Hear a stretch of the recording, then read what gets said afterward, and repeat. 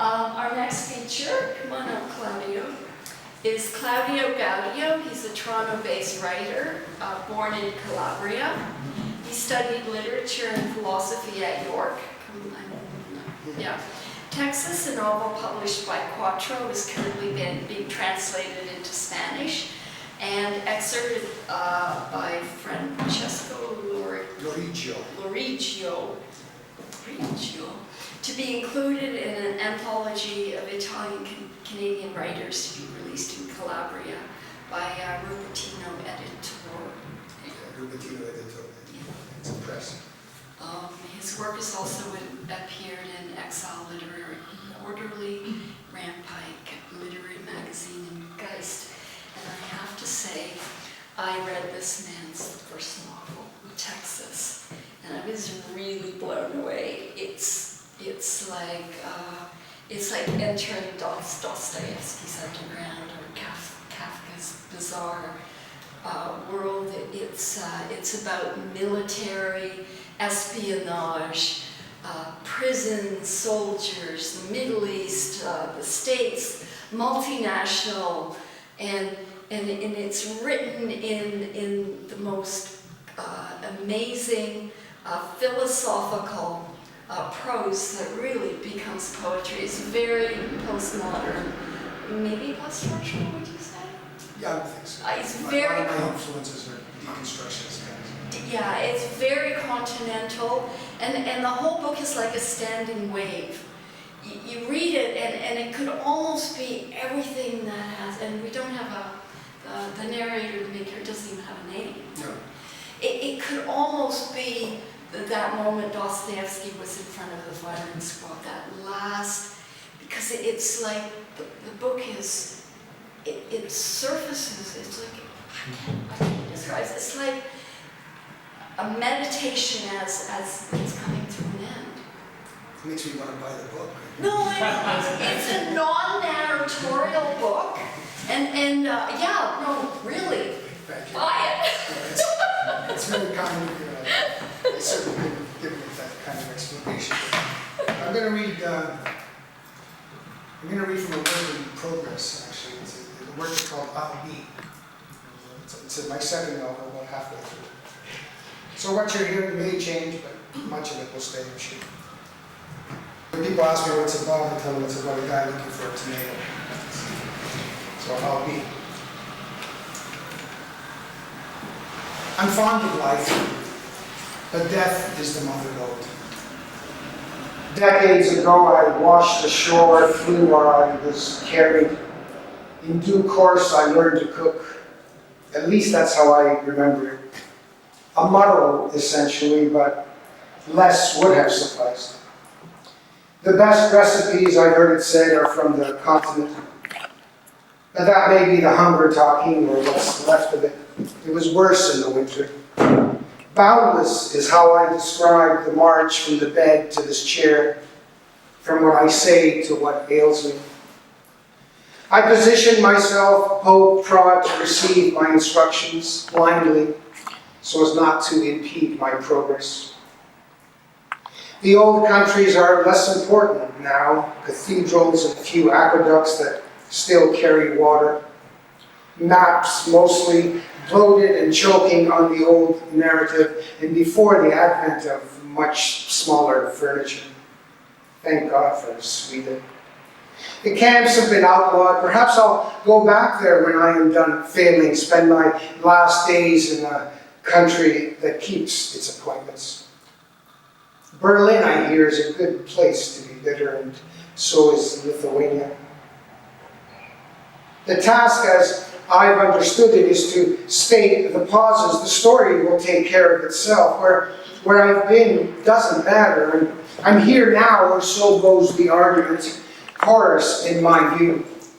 It's clear that my absence is gaining.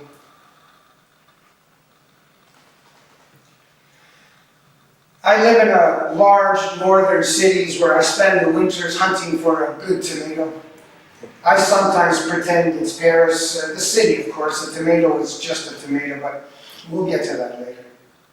I prefer living in places I've never been. It's so much easier to change the scenery. Oceans, real ones, tend to slow me down when I must get there soon, for example.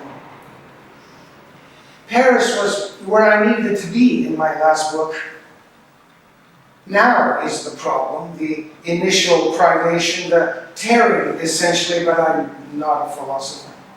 To the best of my recollection, nobody got out alive from that book. So clearly, this is a different work altogether. In any case, that city is the same, chestnut trees and cafes. I'm older now, and my gathering demise is but one of many obsessions, as are the dishes. I wash them soon after each meal and before I go shopping. It's better than taking down the mayor, for example, or shooting up a hotel full of bankers. I can distract myself with whatever is available. I'm lucky that way. The past participle or the morning shower, but not daily. When it comes to hygiene, I'm still European. Breeding ensures us a place at the table, helps us to see things in general. Culture, broadly, is why we envy the English and ambush the Iroquois. But that was a long time ago, and on a subject that must for now remain unrelated. I'm out of oatmeal. Notwithstanding, this morning was like any other, and so was the murmur. The difference between it and my erection is one will still be here when I am done at the flailing. Speaking of the unattainable, of wallowing in general, Scriabin played the piano, and not literally, of course. He's been dead for more than a century, and he was crazy. God by any other name is what he was playing. There never seems to be enough room for his immensity. Scriabin's, that is, God is much more transparent. I made coffee, and a few hours later I had a bowl of cereal with blueberries and yogurt. I have no issue with yogurt. Excuse me. After the morning meal, I washed the dishes. Note the consistency. Purchased from various and sundry second-hand shops. Vintage, if you live in the gallery district. Every day I do something familiar. Touch every cup and bowl, and rotating them attenuates my immobility. Nothing succeeds like the plural. Some wiser than I have called this living. They are survived by the cutlery. I was on a roll, in a manner of speaking, reveling in my forgetting, and the day was finding its repetition. Half notes mostly, pranks from the pot drawer, puns in the pantry. I used them to turn statues into clay again, and talking out loud.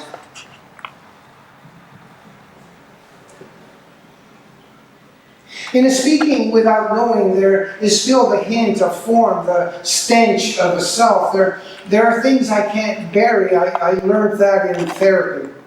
It is a good idea for the mind to find its body. That's how I know I'm not a hedgehog. The soul is of no help at all. After the fall, it hightailed it to China. Now it's a butterfly or an ox. But in the West, its absence is thriving.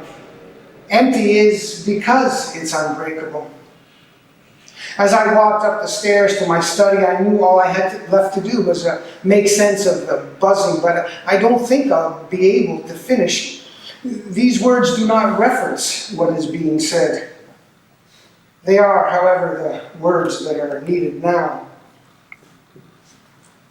Yesterday I pulled down a star, hung it from the ceiling, and painted it silver, then I painted over it, after which I made myself a sandwich. I swear it's still there, the star I mean, merely impossible, it need not be here to appear. The sandwich is just a detail to help me remember. What better than food to mark the insoluble? That's how I reason. I prefer eating to anything, and anything to people. I'm doing all I can to delay their arrival. My friends in particular, I don't answer the phone or the door in case they do or don't call respectively. I'm 7 feet tall in the story I'm telling, but that may not be the story you're reading. I was wrong to think there's always a there and a when. when there's no one left, for example, to run our schedules. But what is not true will be knowledge again, and the earth will return to its aimless drifting. But first, empires will empty their warehouses into the water supply on the other king's head. After which Avion will step up production, an unusual moment or an age-long cycle. It takes a disaster to create a market. The regular army will come in with less dazzling technology and plenty of chocolate. The confectionery will help them discern child from a sack of potatoes. A potato, apparently, will not be persuaded. Still, an early morning knock on the door, the loading and unloading of trains was not enough to suppress their invisibility.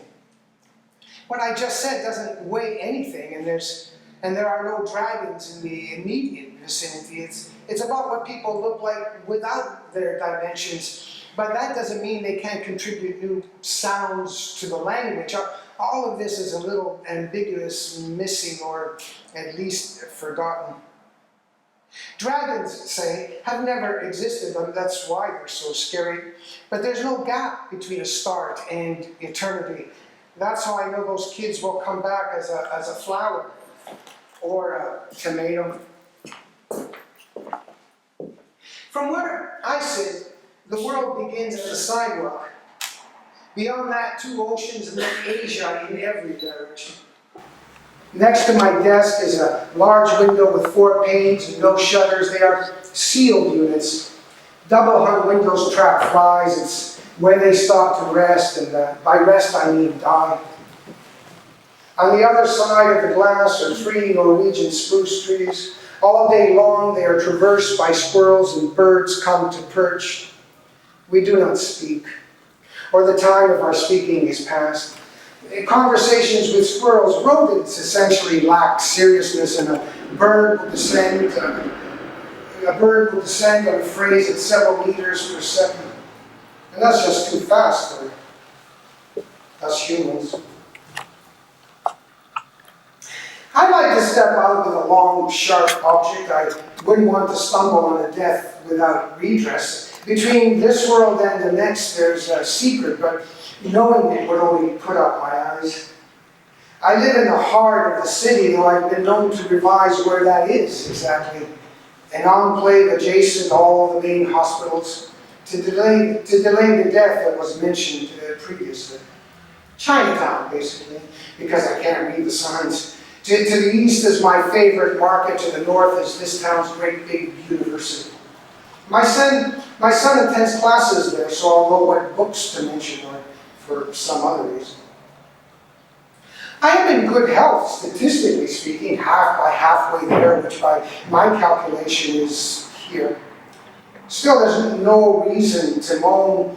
Capitals have fallen, and some would say there's been too much killing. I can neither grasp nor confirm it. I can only configure the alibi. There are rules, after all, and timing is paramount. Well and good for the living, but the dead have stopped listening. If only there were a place in between, a few from each generation returned from the ether while we're still here to receive them. What could be so important they can't visit their grandkids? Personally, I prefer smaller eternities, the distance, say, between me and a cucumber. At the end of each day in the palpable dark, I walk to the store. Before I make my way home, I stop for coffee, sort words or sugar granules that fall from my spoon before I hurl them to destinations unknown. Oh, the places I've been are not worth mentioning. Saskatchewan, for example, but I didn't learn anything. All through the night I could hear the dogs howling. When in Rome I pretend I'm in Saskatoon. What happened there is just below the surface, and what happened before that doesn't matter. In the eternal city they use scaffolding to disentangle the bodies. Whereas in Saskatchewan they don't know a column from a cannoli, and if they did, they wouldn't call it breakfast.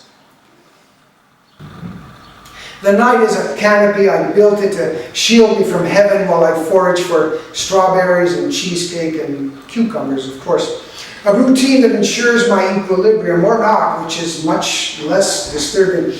I've worked hard to remain unemployable, below the radar. To be clear, this country is safe. No one I know has fallen from a sniper's rifle, and not since 1970 have tanks roamed the streets. That was in French, and I don't speak the language. This city, this city in particular is where death goes to sleep. Doctors are free to hit and miss while the patient contemplates the nod in their hospital gown. There are a few calamities that break the skin north of the 49th parallel. Not to suggest we don't support death in general. The government has our proxy, scalable of course. Lord knows they can deliver the numbers. But as with death everywhere, cost is a factor. All of this plus $1 will get you a coffee, so long you don't buy it at Starbucks. Given time, I'll flush out my thinking. I'm sure there's a worldview in it somewhere. Then I will temper the screaming with a nod or a question, prick the air with my index finger. I am so tired of not knowing anything. Thank you.